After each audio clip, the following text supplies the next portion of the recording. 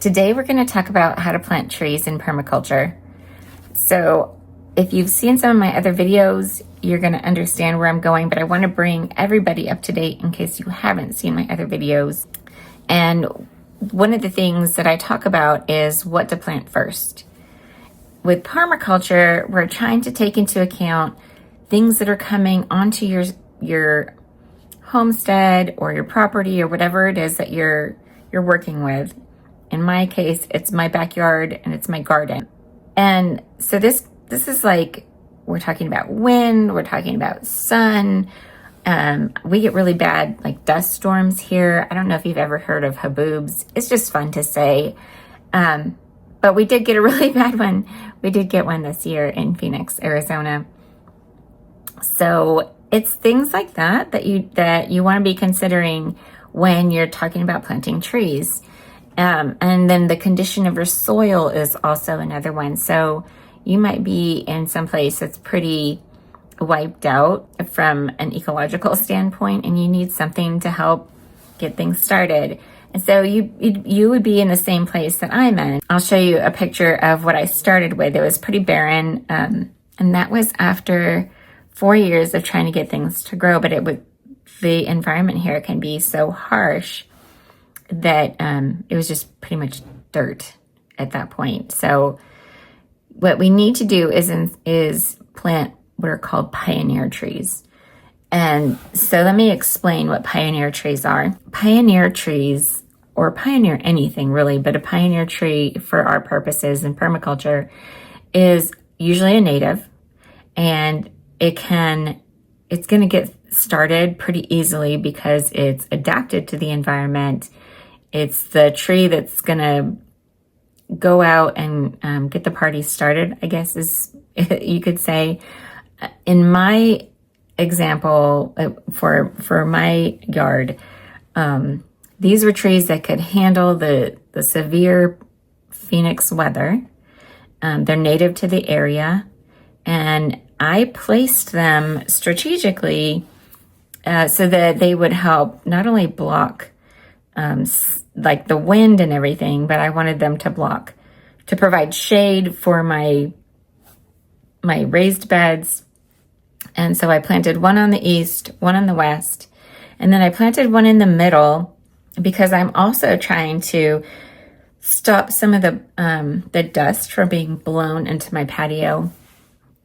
And so I have a tree, and then I'll be putting some other shrubs that'll be kind of a mid-story right up against the supports of my patio, and that'll help catch some of that dust that gets blown in. I mean, my patio furniture and everything on my patio is just tossed around every time we have a really good wind. So I'm hoping to be strategic and try and block some of that so that I can actually have a patio that doesn't get destroyed every time we have a strong wind storm. It would be really nice. Now, the other thing that I'm considering is that I've got a city park behind, I think it's city, it might be county, it doesn't matter. I've got a park behind my house, and it just so happens there's a mound on the park path, walking path, that comes up right about the same level as where my fence, the top of my fence. So people can see straight down over into my backyard. I know because I went and I walked that specifically to find out, but also to see the park. So I'm trying to get some privacy. I would like to not be having people stare into my backyard or have to see whatever they're doing, right? Sometimes they're just out walking or jogging, which is fine, but sometimes they're camping there having a party. So I would like to have something in between us. That would just be amazing. So for your situation, you need to take a look at what are those outside factors?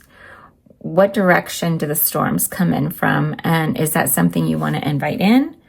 Do you want to moderate that? Do you want to block it?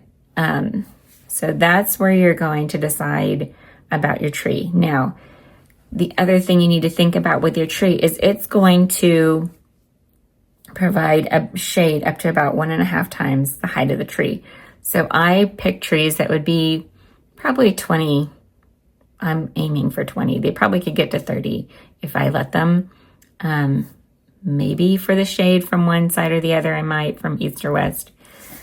But I was actually outside looking at my desert willow this morning, trying to see what would that look like. So did I plan it correctly, right? Did I put it where the shade would fall?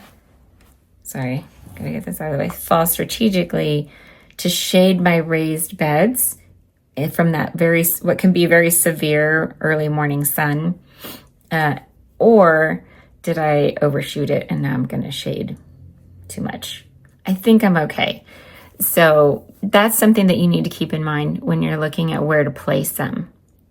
Now, if you place them farther away from the building, then you're not going to, it really depends. So if it's on the south facing side where you're going to get your sun from, then you don't want your tree right up against your house necessarily, because you want to be able to get the sunshine in the mornings on winter and a winter day.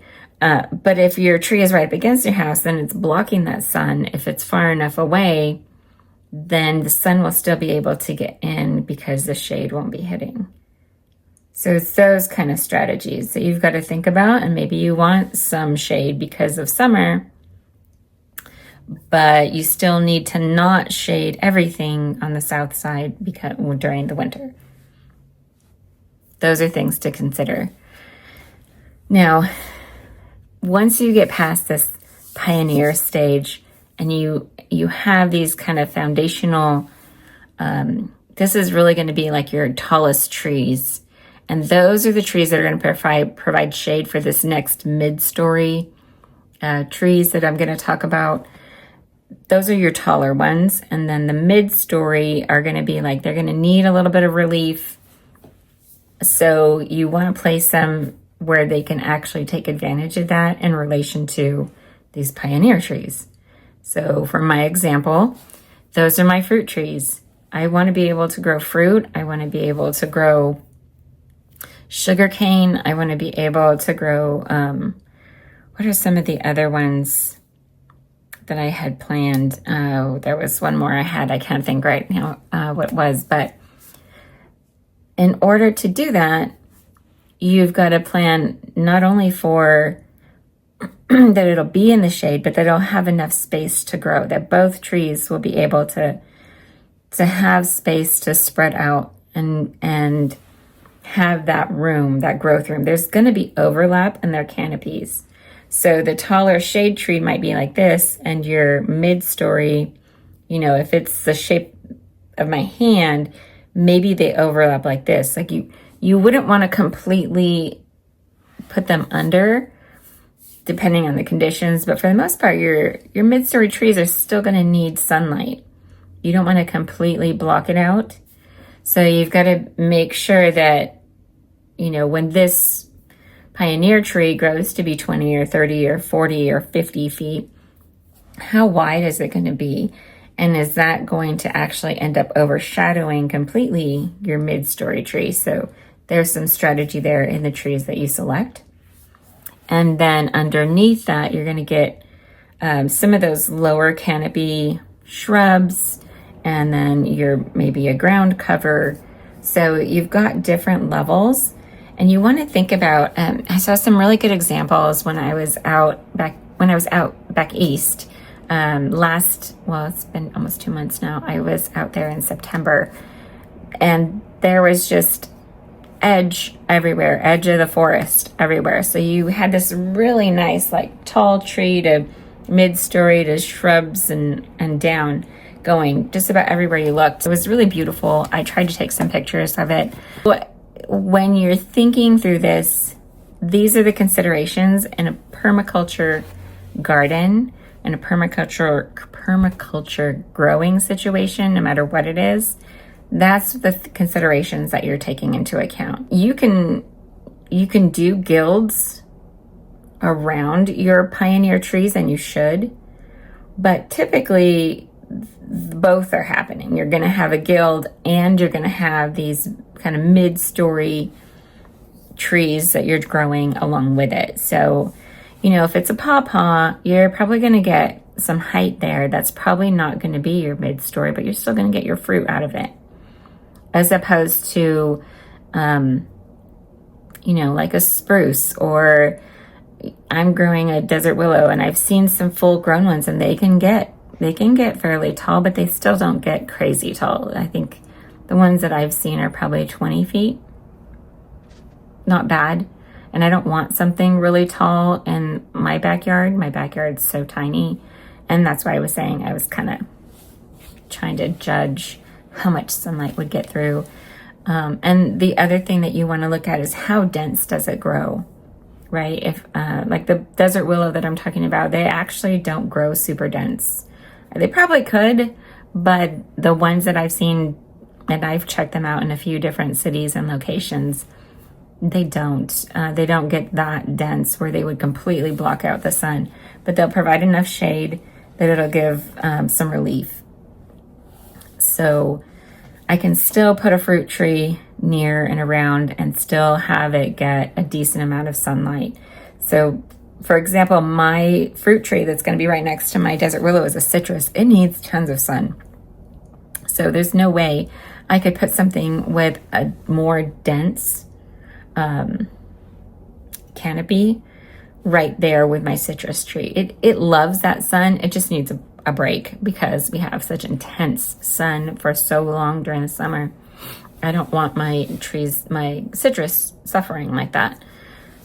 On the other side of my yard, which is on the west side of my yard, I've got a vitex. Now that vitex is positioned kind of southwest corner-ish because that's where the winds come through. And so that's there. There's also a very tall shrub, and that will help be a windbreak and hopefully catch the dust before it enters my yard. And then right beneath that is the pomegranate. Now the pomegranate, I'm not growing in a normal canopy. I'm actually growing it kind of like you would a grapevine, so that I can maximize the space that I have in my yard, which is very, very small. It's only about 450 square feet. So I am optimizing everything I possibly can. Then right next to that, I have another bed where I'm going to grow annuals. I just cut back the sweet potato. That was a monster. It was 6 monsters that had taken over my yard. And I haven't even gotten the sweet potatoes out of the ground. It took so much out of me just chopping everything back. So you have tree, you got to think tree, and then I've got kind of some mid-story stuff happening. And then what I want to go in, since I've got the sweet potato out of the way, I've been wanting to put some shrubs. So I'm building my edge, right? I'm filling in those bottom layers, and that will actually help protect the trunks of my trees from the sun that comes up in the morning. So if you figure on the west side, the sun comes up in the east, and it was really causing my trees some dehydration problems over this last summer. So I really want to be able to fill in that kind of shrub layer and probably some ground cover to help keep the moisture in the soil. I was covering up the ground with mulch, but it just, because it was hitting just straight onto the trunk of the tree, it was just really brutal on those young saplings that I had planted. There you go. That doesn't cover every kind of tree situation, but that gives you an idea when you're working with permaculture and you're trying to build a situation that's going to be multiple beneficial uses and reasons, and you've got to kind of put the puzzle together. And it's better if you sketch it out. It's better if you get a drawing and go, okay, I think this is going to get this big and this one's going to get this big. And then you can kind of know, and you can start building your guilds, which are your other understory plants that you're going to put underneath them that can handle the shade if it's a really dense canopy, or that, you know, needs more light, and so you've got to go with a different type of tree. I hope this is helpful. I hope that that gives you some direction on where to go and how to approach this, and gives you some foundational pieces to be able to step it together and build out your scenario, your beautiful backyard garden. So first pioneers, and then your mid-story, and then the underneath. And remember, we're taking into account all of the outside factors, so your sunlight, your wind, you know, your neighbors, which in my case was a park, all of those things, and how your relationship is with them, what you want to be inviting in or blocking out, and then how you're going to stack your canopies. How are you going to stack them? And then what do you want to be able to plant around them? Your shade, it's one of the factors. So draw it out. Come back and watch this video again. I'm going to put a link to the video where I walked through my planning out of, you know, my permaculture phases that I did, so that you can see how I planned it out. So one of the permaculture principles is to start small. So I didn't plant every tree to start. I started with my pioneer trees. And that's how you build your plan out, right? And you want to put your pioneer trees in place first. Make sure that's working before you start planting and filling in. Okay, I just keep adding. All right, I hope this was helpful. Let me know down in the comments. If you have any questions, let me know there too. And happy gardening.